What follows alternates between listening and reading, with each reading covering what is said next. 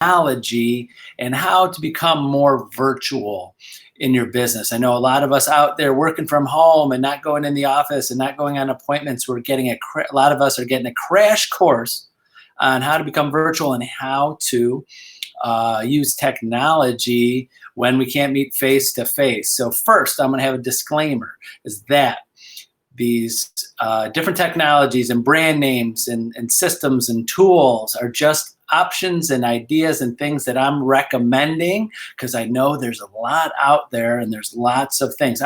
Until the last 2 weeks, I did not know there's so many different types of video conferencing and ways to communicate with people, and videos and texting and documents. It's all kind of coming out of the woodwork, and I'm really finding out even more is that people are becoming brand specific or specific things. Like example, I'm saying, all right, I'll send you a Zoom meeting. I'm like, no, I like to use Google Hangouts. Or I'm going to send you, how about FaceTime? No, I like to use this. There's so many different out there, and I think a lot of us are starting to become brand specific. So I didn't realize so many people were very brand specific on certain things and like certain things. And then I'm going to get off topic here because this happened to me a couple of months ago. I didn't realize, I live in my own little bubble of work and family and things, and I realized how brand specific people are. A couple of months ago, I was in a restaurant, back when we could go to restaurants, and I heard someone behind me ask the waitress for some ketchup, and they said, well, it's on the table, and they didn't like that ketchup. They asked for a different ketchup, and the waitress had that in the back and came back out, and the server brought the different kind of ketchup. And when she came back to the table, I asked her, I said, does that happen a lot? And she says, yes. And I'd never realized there was that many people that like different kinds of ketchup. And now I'm learning that there's that many people like different types of technology and brands with that. So if you're watching this, I'm sure if you want, put it in the comments, send me a text. What's your favorite brand of ketchup? So, because I know after this video, I'm going to get lots of texts and emails of this one's better, that one's better. So I'm going to start with the most controversial. And here it comes. I'm going to go right to the top, and that's the cell phone. Now, of course, we have the iPhone and the Droids and all different types of cell phones. But I'm going to give you a crazy statistic that I read a couple months ago, and I just looked it up again today to make sure I'm quoting the right thing. There is, if we all know about text messaging in the blue bubble and the green bubble. Do you know what that is? I'm sure we all know what that is. What iMessage is and the green bubble, the Android, that's not iMessage, because I use iPhone. And we all like to see the blue bubble or green bubble, or we have a preference. But this is why I'm bringing it up and why it's important. And you can look this up and fact check me on this. Is that 50% of millennials use an iPhone and look for that blue bubble. Now, this is the crazy thing: is that over 80% of Generation Z, or the next generation, the teens, 82%, in one of the articles I read, use an iPhone and specifically look for that blue bubble in text messages. Until I started seeing some of these articles come up about a year ago, I didn't know there were specific people that are looking for specific ways of text messaging. So I knew a while ago in technology, I had an iPhone at one time. I went to a Droid, lost all my text messages. People couldn't connect with me. And then I had to go back to an iPhone right away because people were stuck in an iMessage. So the technology tip for today is, when you're thinking about a phone, or if you're ever switching in between phones, make sure, do your research, because you might lose some context, communication with people, and you don't want that to happen. And not that I'm brand specific, I just wanted to bring that up. When you're communicating, of course, virtually or with text message with people, that's the number one thing you should be thinking about, is what you're using. Of course, I'm not pushing you either way, just wanted to give you those statistics. And of course, next, after using what kind of phone in your text messaging, is bringing video into your virtual world. So the number one thing is with video is not just in, you could send video text for people. If you go into your text and click text message, you could click the little camera button and there's a video in there, and you could do a video text to someone, which makes it more personal. You can do that. But I see a lot of the number one complaint from agents and people is that they're not comfortable doing a video. Little shock here is that everybody knows what you look like. You know, as long as you're up in the morning and you're and whatever you would go out with that day, to see people face to face is perfectly fine for video too. So get over your fear of video, because it's here to stay, and it will definitely put you ahead of some of your competition and when you're using video and connecting with people.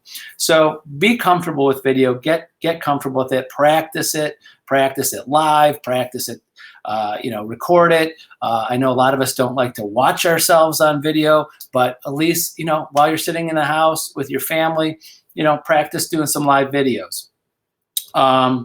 Next is getting in from the videos, virtual meetings. So that technology, if you haven't been on a Zoom meeting or FaceTime with someone, or Google Hangouts or Microsoft Teams, there's different ways of meeting with people. But I have a feeling that the video meetings and it's going to be here to stay. Not to stay for every one of our meetings, but I think after everything that we go through, when this is all over with coronavirus, people are going to start asking for more meetings virtually, because they're going to have the technology. They're going to be comfortable with it. They're going to be using it for weeks or months, and they're going to get comfortable with it. They're like, why do I have to come to your office to talk to you? Let's set up a Zoom meeting.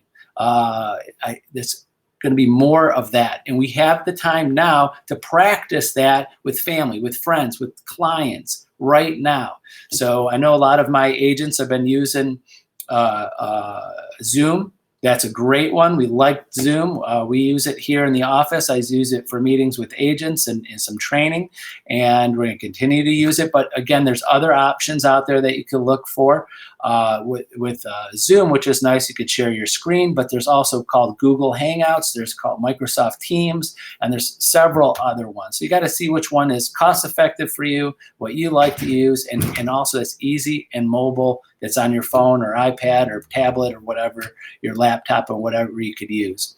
Also, a great thing about Zoom is that you could change your appearance a little bit. You could change like the color scheme and the contrast and the brightness, and you could change the background. And also Zoom could go right into Gmail or DocuSign. You could use that. So that's another option there. So also check into how your Zoom or your video meetings can connect with your documents or your emails or things like that.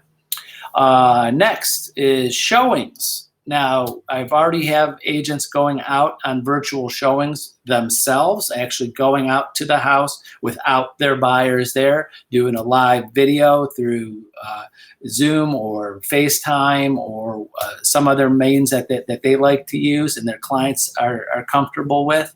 So get used to start doing more of these, because again, I feel that we're going to see more of these when everything opens back up. A lot of first-time showings might be virtual.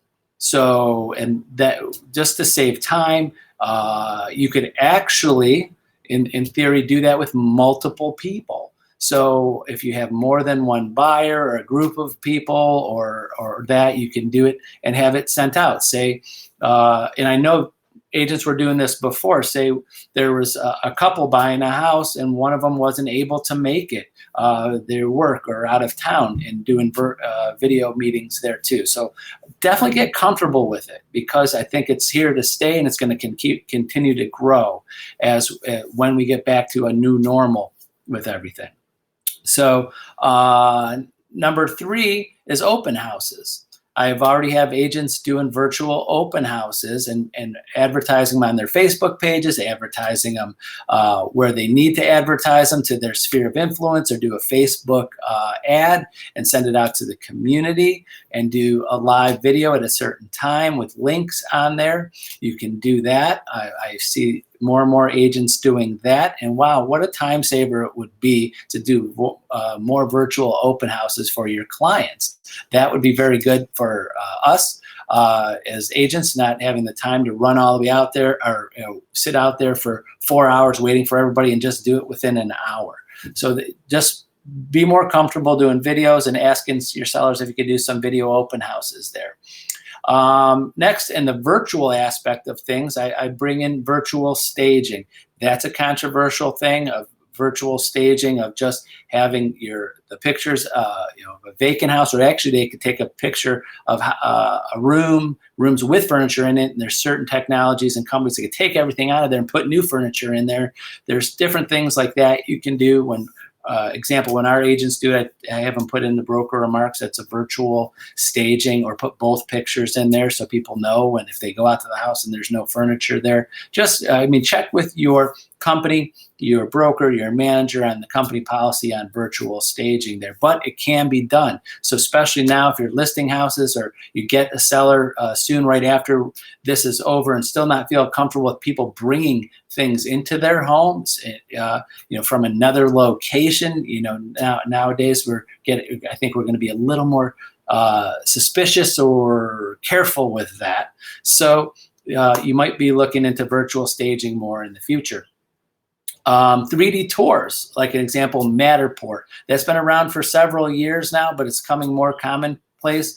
But again, that's something that you need to either have one in your office, like example of any of our agents that are watching this video, we have one for the office and a photographer that does it for our office.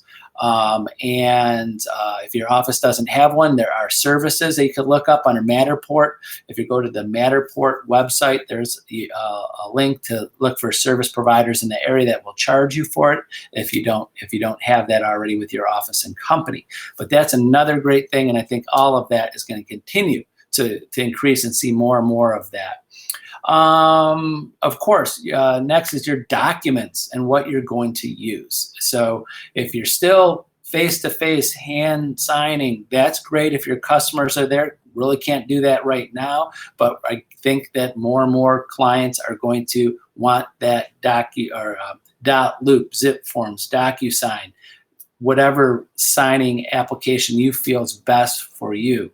So again, ask your office what ones they recommend. Our office, we have 3. We have DocuSign, we have zip forms, we have dot loop for agents, which one is best for them. But you're going to see it more and more. If you're not using it now, it's going to come up. You're going to have clients requesting it just out of convenience and just out of just safety, at least for the foreseeable future here. Next is storing your documents. If you still have files out there and hand print them out and still keeping them in files, you might look into some online storage. So if you're not using DocuSign or dot loop or zip forms, is all encompassing in saving your forms. There's also Dropbox, Google Drive. Those also can save your photos, save anything there. So, but the number one thing too to consider about that is make sure you can have access wherever you are, on your laptop, on your cell phone, on your tablet, or if you're somewhere and you don't have either, you could get access from a computer. You're out of town and there's a business center in the hotel and you can log on to something. You should be able to do your business and have access to everything that you have need from wherever you have internet access and a computer or PC or laptop available, even if it's not your own. So if you're still storing things on your laptop or on your computer without any backup or anything, please get a Dropbox account. It could back up your whole PC or laptop and make sure everything is backed up. So if it crashes or you're somewhere where you're not, you have access to everything. Next, a big thing is just pure out networking and getting communication with your clients and with your community. There's options for that. Example, Facebook, there's Facebook groups. I've seen agents start new groups. If you haven't been invited to, if you're in Facebook a lot and haven't been invited to a group from a friend on your Facebook, you could join, start your own group. So you could start multiple groups. Could be in different communities, different cities, different just hobbies, whatever you're into and enjoy, and face-to-face, group-wise or networking-wise, you could probably start it or add to it with some networking with a Facebook group. You can definitely do that. I see agents every week. Someone's inviting me or to a virtual happy hour. So if you have done that with your friends or family, just to communicate, a happy hour or brunch or something, just to communicate with the family or friends. Now you could do that business wise too, if you have a networking event or something. And if I've several of our office agent teams have been doing that to keep the team together. We've been doing that with agents one-on-one. So you can really bring your community, your network, your groups, your hobbies, anything that you were doing physically face-to-face, you could at least start trying to do virtually. And when everything goes back to normal, then and you start meeting together face-to-face, this could be just an add-on just to keep more in communication with everybody that's in that group on there. And then finally, I'm just going to give you kind of some tips and things to do. Is that one, you got to practice. You practice your videos, practice storing documents, practice doing electronic signatures, make a fake, purchase agreement or file. You got to practice. So if you're doing it for the first time, the videos, the online meetings, the virtual showings, practice with it, with showing, with watching the video yourself, or if you want to do it live, you could have someone, one of your family members or friends is somewhere else, say, hey, log on to Facebook, let me show you what I'm doing, if you're comfortable doing that. But practice makes perfect. It just takes time to do. And then this is going to show all of your sphere, your people that that you're on top of technology. You can do your business almost 100% virtually. We're almost there, completely be able to do everything virtually, even with our closings with the title companies. I know the title companies and closings are getting very close to being able to legally do video and electronic closings and filings. We're getting close to that. And hopefully within the next year or so that every title company and everyone will have that ability to do that, to save our clients and everybody some time and energy and money to get everything closed without face-to-face and electronic notaries and all of that. It's all coming. It's all been around, but now it's going to be moving into high gear, and you're going to see a lot of changes. So the bottom line to some of this is that you're going to see more of this. Everything's not going to go back to how we do business every day 100% the way it was before, but I think this is it's going to be better for everybody. Just like when the internet first came around, sorry to show my age, years in business. When the internet came around, we were worried that people wouldn't go see houses anymore, but they would just look online and go kick out the realtors. And every time technology came around, we thought there would be one less way that our jobs as realtors was needed. We've been through all of that. Good economies, bad economies, technology. But I think this type of technology, virtual, is going to make us more efficient, be able to connect with our clients in our sphere more accurately or quickly, and when things are happening, instead of waiting to go all the way to their house or come to the office or go to the listing and show them things. We could get things done quickly, efficiently, cost effective, and get deals done quicker for our clients and easier and smoother for everybody. But of course, there's always going to be little bumps in the road when we're learning new things. So if you haven't done any of these things or just some of these things, please feel free to contact me, use me as a resource. I'm happy to help you get into some of these technologies, but I will already give you a disclaimer, I'm not a complete expert on all of them. I know exactly how much I want to use it. So I use everything to what I think is as far as I want, and because there's so many more tools and things that you could use with Zoom and with your text messaging and with your zip forms or dot loop and all of that. There's so many different things. I think a lot of these things are like our brains. We only use about 10% of it or so. that is, we only need to use as much as we feel comfortable using, and that's efficient for all of us. So that's it for today. Thank you very much for watching. Hopefully this gives you some ideas or things to research and look into while you're there at home under quarantine, and gives you some time to research some new technologies that you could incorporate into your business to become more virtual. So have a wonderful day, a great weekend. Hope everybody's safe and healthy, and I hope to see many of you very soon when this is all over. Bye-bye.